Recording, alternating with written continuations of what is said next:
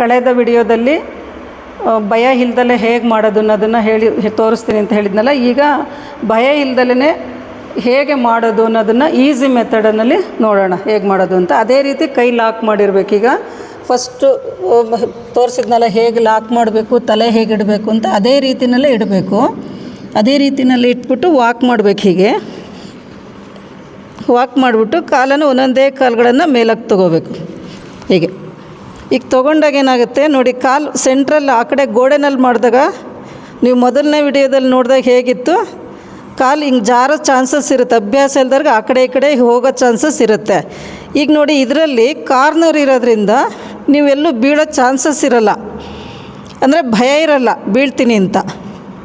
ನೋಡಿ ಗೋಡೆ ಕಾಲಿದೆ, ಅದೇ ರೀತಿ ಸ್ಟ್ರೆಚ್ ಮಾಡಬೇಕು. ಮೊಣಕೈ ರಿಸ್ಟೆಲ್ಲ ಸೇಮ್ ನೀವು ಮೊದಲನೇ ವಿಡಿಯೋದಲ್ಲಿ ಹೇಗೆ ನೋಡಿದ್ರೋ ಅದೇ ಥರನೇ ಇದೆ ನೋಡಿ. ಶೋಲ್ಡ್ರ್ ಲಿಫ್ಟ್ ಮಾಡಬೇಕು. ಹೀಗೆ ಕುತ್ತಿಗೆ ನೇರ ಇರುತ್ತೆ. ಶೋಲ್ಡ್ರ್ ಲಿಫ್ಟ್ ಮಾಡ್ಕೊಂಡು ಮಾಡುವಾಗ ಶೋಲ್ಡ್ರ್ ಡ್ರಾಪ್ ಮಾಡಬಾರ್ದು ಯಾವುದೇ ಕಾರಣಕ್ಕೂ. ಮತ್ತು ಕಾಲುಗಳು ಸಮಸ್ಥಿತಿನಲ್ಲಿ ಹೇಗಿರುತ್ತೆ ಅದೇ ರೀತಿ ನೋಡಿ. ಪಾದದ ಬೆರಳು ನಿಮ್ಮ ಕಡೆಗೆ, ಪಾದದ ಹೊರಂಚು ನಿಮ್ಮ ಕಡೆಗೆ, ಇನ್ನರ್ ಎಡ್ಜಸ್ ಮೇಲಾಕಿ, ಬಟಕ್ ಸ್ಟ್ರೈಟ್ ಮಾಡಬೇಕು. ಹಿಪ್ಸ್ ಭಾಗ, ಪೃಷ್ಠದ ಭಾಗ, ತೊಡೆ ಭಾಗ, ಮಂಡಿಗಳೆಲ್ಲ ನೇರ ಮಾಡ್ಕೊಂಡು ಮಾಡಿದ್ರೆ ಈಸಿ ಇರುತ್ತೆ. ಉಸಿರಾಟ ನಿಧಾನಕ್ಕೆ ನಡೀತಾ ಇರಲಿ.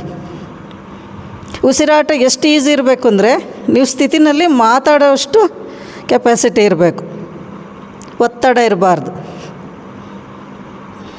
ಹೀಗೆ ಇಲ್ಲಷ್ಟು ವಾಪಸ್ ಬರುವಾಗ ಅದೇ ಟೆಕ್ನಿಕ್ ನೋಡಿ. ಹೀಗೆ ನಿಧಾನ ವಾಪಸ್ ಬರಬೇಕು. ಹೀಗೆ ಬಂದು ಸ್ವಲ್ಪ ಹೊತ್ತು ರಿಲ್ಯಾಕ್ಸ್ ಮಾಡ್ಕೊಳ್ಳಿ ವಜ್ರಾಸನದಲ್ಲಿ.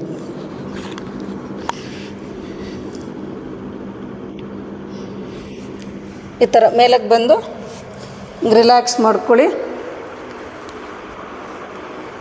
ಇದು ಭಾಗ 2 ಅಂದರೆ ಟೆಕ್ನಿಕ್, ಬೇರೆ ಟೆಕ್ನಿಕ್ ಬೀಳದೇ ಇರೋ ಥರ ಕಾರ್ನರ್ಗೆ ಹೇಗೆ ಮಾಡೋದು ಅಂತ ನೋಡಿದ್ರಿ. ಈಗ ಇದರಲ್ಲೇ ಇನ್ನೂ ಈಸಿಯಾಗಿ ಕುತ್ತಿಗೆ ಭಾಗಕ್ಕೆ ಪ್ರೆಷರ್ ಸ್ವಲ್ಪನೂ ಬರಬಾರ್ದು, ಆ ರೀತಿ ಹೇಗೆ ಮಾಡೋದು ಅಂತ ಇನ್ನೊಂದು ಟೆಕ್ನಿಕಲ್ಲಿ ತೋರಿಸ್ತೀನಿ, ನೋಡ್ಕೊಳ್ಳಿ.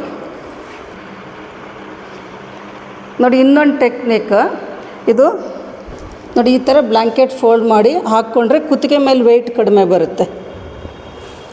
ಈ ಥರ ಜಿಗ್ಜ್ಯಾಕಾಗಿ ಫೋಲ್ಡ್ ಮಾಡಬೇಕು.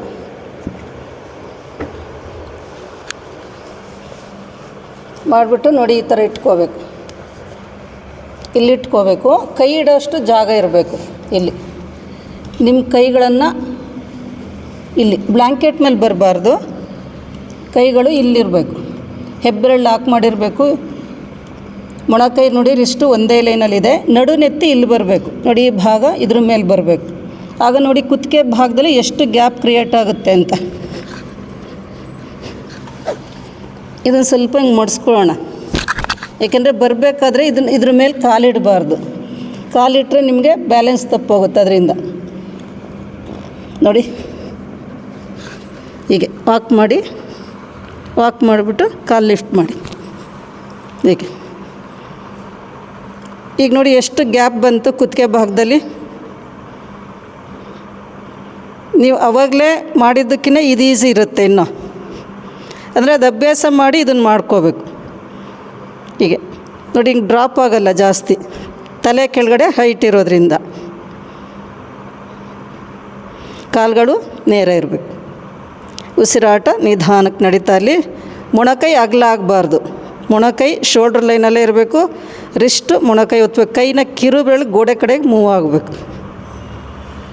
ಹೀಗೆ ಅಭ್ಯಾಸ ಆದರೆ 1 ನಿಮಿಷ 2 ನಿಮಿಷ ಇರ್ಬೋದು. ಬಿಗಿನಿಂಗಲ್ಲಿ ಕಣ್ಣು ಮುಚ್ಚಕ್ಕೆ ಹೋಗಬೇಡಿ. ಈಗ ನೋಡಿ ವಾಪಸ್ ಬರುವಾಗ ನಿಧಾನಕ್ಕೆ ಬನ್ನಿ. ಕಂಟ್ರೋಲ್ ಇರಬೇಕು.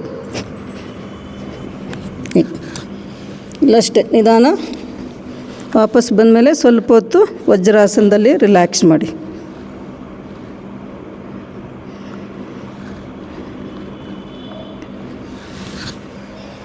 ರಿಲ್ಯಾಕ್ಸ್ ಮಾಡಾದ್ಮೇಲೆ ಮೇಲಕ್ಕೆ ಬರ್ತಿರಲ್ಲ, ಬಂದಮೇಲೆ ಸ್ವಲ್ಪ ಹೊತ್ತು ಕಣ್ಮುಚ್ಚಿ ಕೂತ್ಕೊಳ್ಳಿ.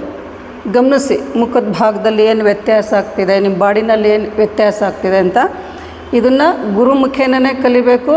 ಗುರುಗಳ ಮುಂದೆನೇ ಅಭ್ಯಾಸ ಮಾಡಬೇಕು. ಚೆನ್ನಾಗಿ ಅಭ್ಯಾಸ ಆದಮೇಲೆ ನೀವು ಓನ್ ಪ್ರಯತ್ನದಲ್ಲಿ ಮನೇಲಿ ಮಾಡ್ಕೋಬೋದು. ಇದೊಂದು ಟೆಕ್ನಿಕ್ ಕರೆಕ್ಟಾಗಿ ನೋಡ್ಕೊಂಡು ಮಾಡಿ. ಒಂದೇ ದಿವಸ ಮಾಡಬೇಕು ಅಂತಿಲ್ಲ, ಒಂದೇ ದಿವಸ ಯಾರು ಕಾಲು ತೊಗೊಂಡೋಗಿ ಮೇಲೆ ಕಿಟ್ಬಿಟ್ಟು ಮಾಡಬೇಕು ಅಂತ ಇಲ್ಲ. ನಿಧಾನಕ್ಕೆ ಸ್ಟೆಪ್ ಬೈ ಸ್ಟೆಪ್ ಮಾಡಿ. ನಿಧಾನಕ್ಕೆ ಕಲಿತಷ್ಟು ನಮಗದ್ರ ಇದು ಹಿಡಿತ ಸಿಗುತ್ತೆ ಹೇಗೆ ಮಾಡೋದು. ಅಂದರೆ ಹೋಗೋ ಅಭ್ಯಾಸ ಆದರೆ ಸಾಕು. ಕಾಲು ಹೇಗೆ ತೊಗೋಬೇಕು, ಶೋಲ್ಡ್ರ್ ಹೇಗೆ ಲಿಫ್ಟ್ ಮಾಡಬೇಕು, ಹೇಗೆ ಬ್ರೀದಿಂಗ್ ಮಾಡಬೇಕು, ಸ್ಥಿತಿನಲ್ಲಿ ಹೇಗಿರಬೇಕು, ಕಾಲು ಹೇಗೆ ನೇರ ಮಾಡಬೇಕು ಅನ್ನೋದನ್ನು ಸ್ವಲ್ಪ ಅಭ್ಯಾಸ ಮಾಡಿಕೊಂಡ್ರೆ ಈಸಿ ಆಗುತ್ತೆ. ಎಲ್ಲರೂ ಮಾಡಿ ಇದ್ರ ಉಪಯೋಗ ಪಡ್ಕೊಳ್ಳಿ. ನಮಸ್ತೆ.